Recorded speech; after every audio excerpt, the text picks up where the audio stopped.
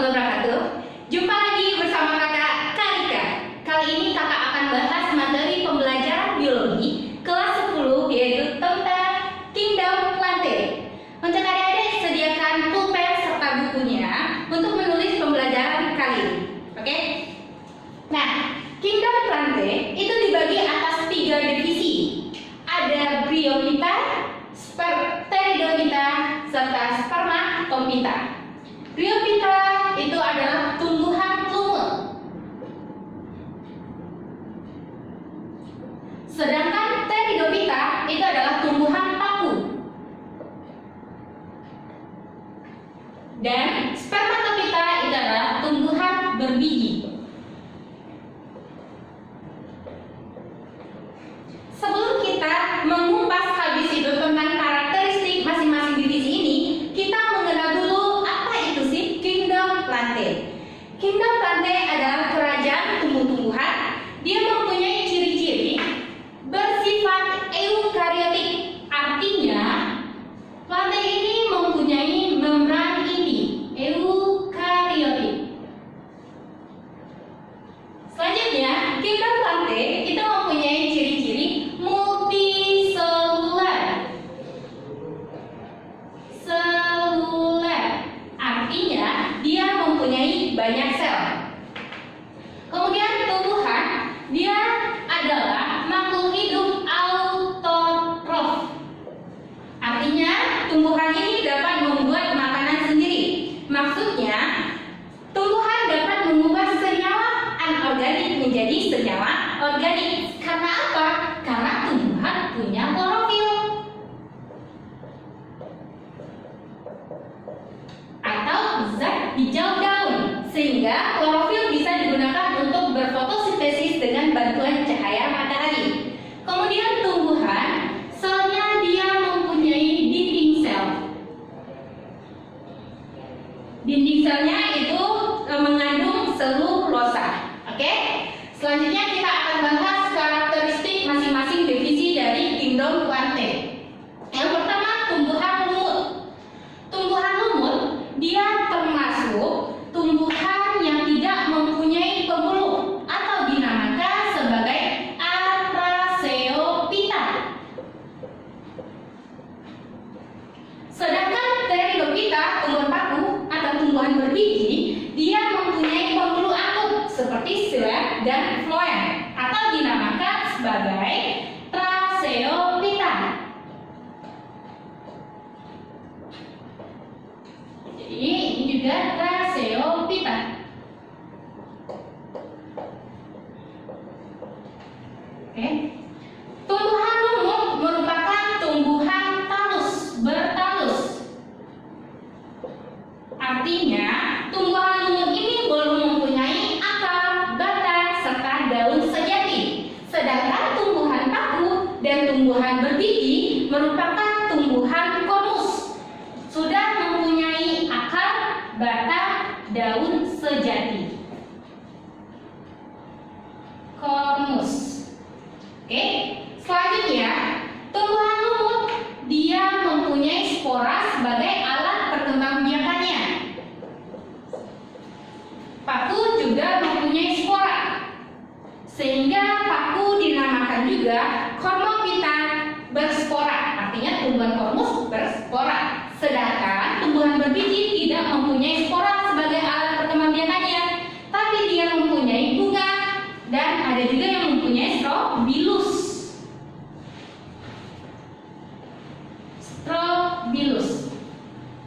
Nah, kemudian tumbuhan lumut dia mengalami metagenesis. Artinya tumbuhan lumut ini mempunyai pergiliran keturunan antara gametofit dengan sporofitnya. Sama dengan tumbuhan paku, dia juga mengalami metagenesis.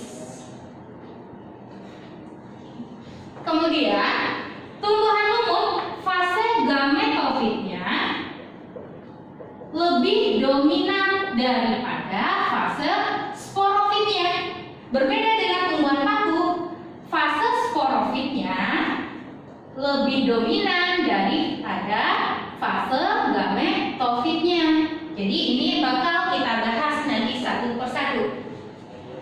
Kemudian tumbuhan lumut termasuk tumbuhan tandus, belum punya akar, tapi ada bentuknya seperti akar, dinamakan sebagai rizoid.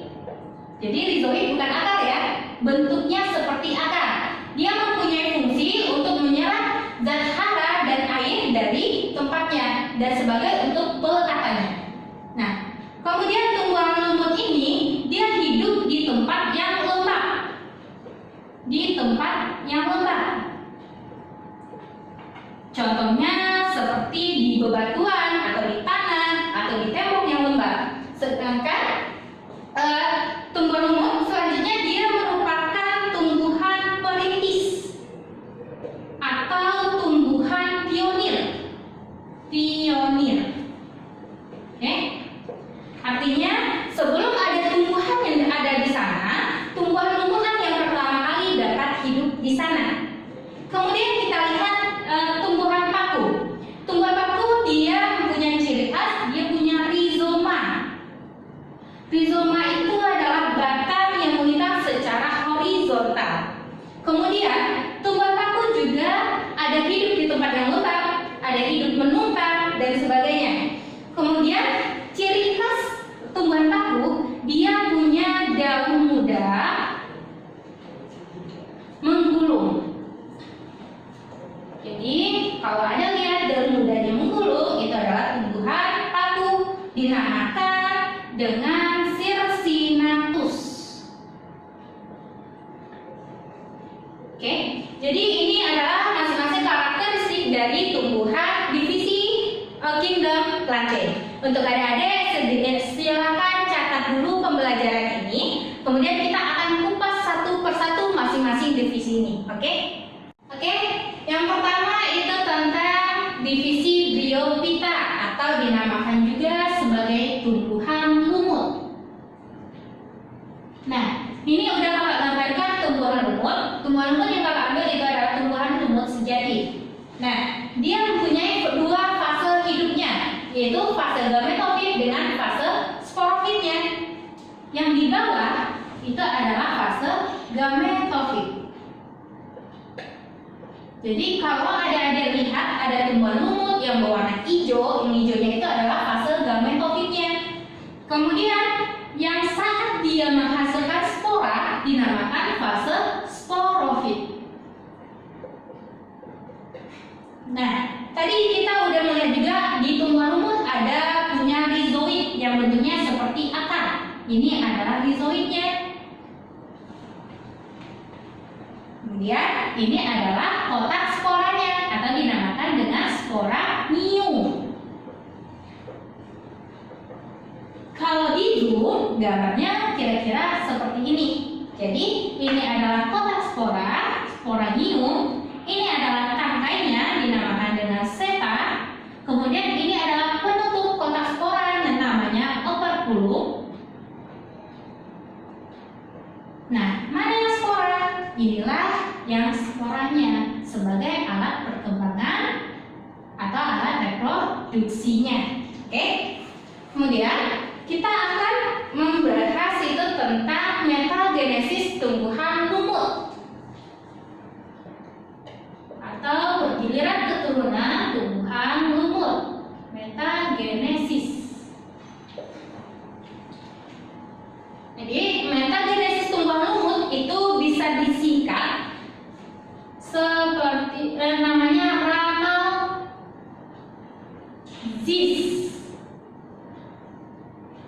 Ramalzis, ingat ya, tumbuhan lumut itu Ramalzis, ada L-nya. Nah, apa itu?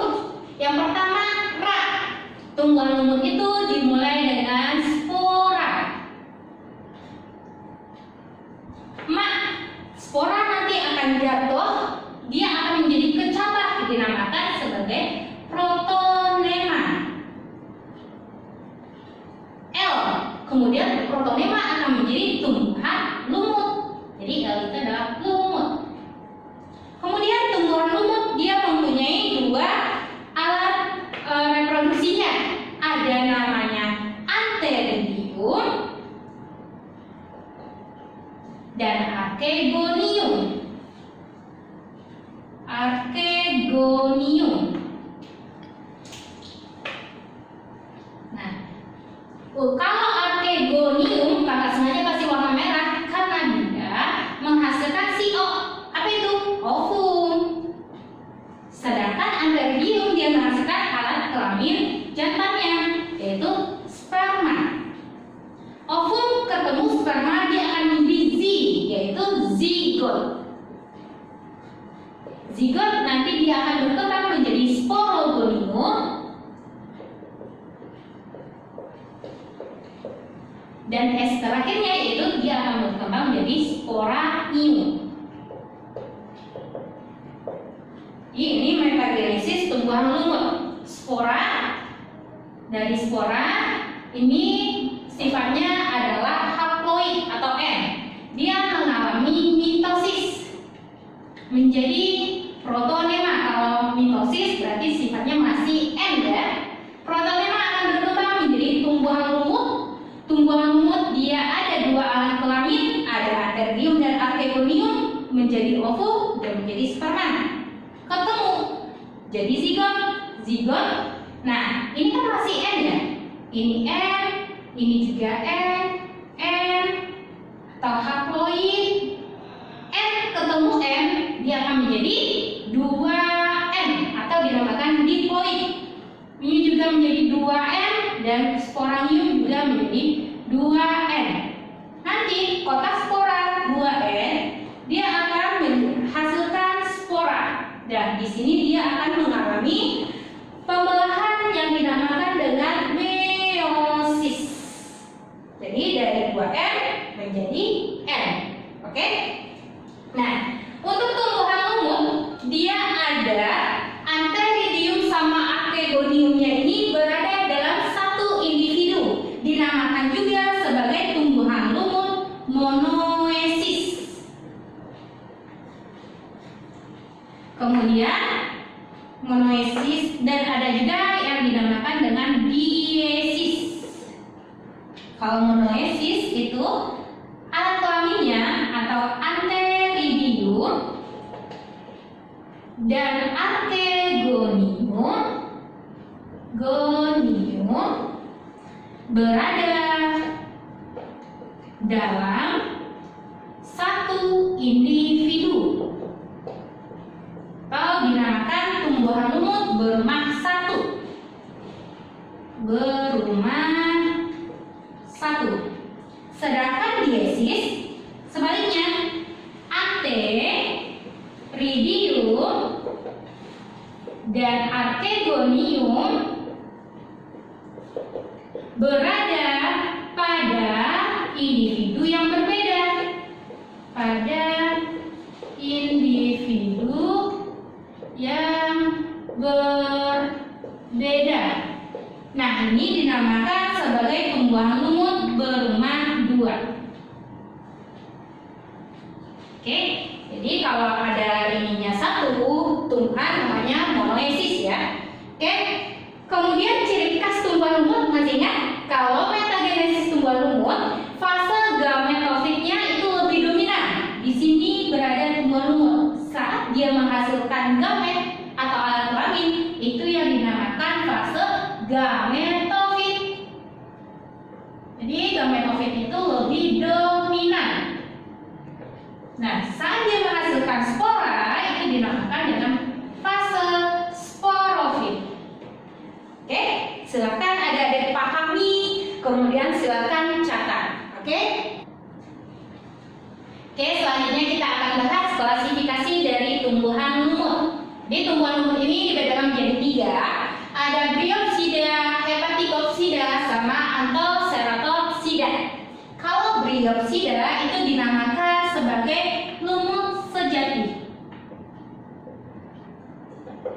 Hepaticopsida ada kata hepar itu kan hati. Jadi ini dinamakan juga sebagai lumut hati. Sedangkan anthoceratopsida, antho itu adalah lumut tanduk. Nah, ini kita akan adik-adik bisa lihat sendiri gambarnya. Kenapa namanya lumut sejati? Karena dia ada bentuknya udah bentuknya ada yang mirip akar, ada yang mirip batang, serta ada yang mirip daun. Jadi dinamakan sebagai lumut sejati. Dia seperti tumbuhan kormus C ya, tumbuhan kormus. Nah, kalau Hepatikoksida lumut hati, dia dinamakan lumut hati karena bentuknya seperti hati, lobus hati. Dan ini ada love-love-nya. Ini dia tubuhnya berupa talus. Di tubuhnya berupa talus atau lembaran. Talusnya itu bentuknya seperti hati. Oke. Nah, kalau Anthoceratopsida lumut tanduk. Nah, apa sih namanya lumut tanduk? Karena sporofitnya, ini adalah sporofitnya, bentuknya seperti tanduk. Jadi, ini tubuhnya masih berupa talus ya. Tubuhnya berupa talus dan sporofitnya, fase sporofitnya berbentuk tanduk, sehingga dinamakan sebagai lumut tanduk. Nah, di sporofitnya ini, di sini itu ada sporanya. Saat dia sporanya udah matang, si tanduknya itu yang bentuknya sporofit itu akan terbuka dan sporanya bisa keluar. Sedangkan kalau Hepatikoksida ini fase sporofitnya, di sini ada sporanya. Kemudian untuk Hepatikoksida dia ada bentuknya seperti mangkuk. Nih bentuknya seperti mangkuk. Ini yang dinamakan sebagai gemakap atau dinamakan juga kuncup. Dia berfungsi untuk alat perkembangbiakan vegetatifnya. Jadi selain dengan spora, dia juga reproduksinya atau reproduksi vegetatif dengan menggunakan gemakap atau kuncupnya. Kemudian untuk lumut sejati ini udah kelihatan ya, ini fase sporofitnya dan ini fase gametofitnya. Nah, kita akan lihat contoh masing-masing ini. Lumut diopsida atau lumut sejati itu contohnya adalah sphagnum. Sphagnum ini digunakan kalau udah dikeringkan, dia bisa digunakan sebagai kapas atau alat bahan pengganti pembalut. Jadi bisa digunakan untuk bahan pembalut juga, dan bisa juga digunakan sebagai bahan peledak atau bahan bakar. Dan penelitian baru-baru ini sphagnumnya, kurangannya ya. Sphagnum ini dia juga menghasilkan minyak, bisa juga digunakan sebagai obat kulit. Oke. Jadi sphagnum dia merupakan bahan untuk kapas atau pembalut atau bahan peledak ya. Peledak. Kemudian contoh selanjutnya ada Polytrichum. Polytrichum itu adalah contoh lumut sejati. Nah, ini boleh juga kalau kita bikin nama spesiesnya itu harus digaris bawahi ya. Kemudian untuk Hepatikoksida itu contohnya adalah Marchantia. SP. Oke. Marchantia ini digunakan sebagai obat hati atau obat hepatitis. Dia aja lumut hati, dia untuk obat hati juga. Obat hati atau hepatitis. Kemudian contoh selanjutnya ada Lichia. Oke. Kalau Anthoceratopsida lumut tanduk itu contohnya adalah Anthoceros. SP Anthoceratop contohnya Anthoceros. Nah, ini klasifikasi dari tumbuhan lumut, silakan adik-adik catat, oke?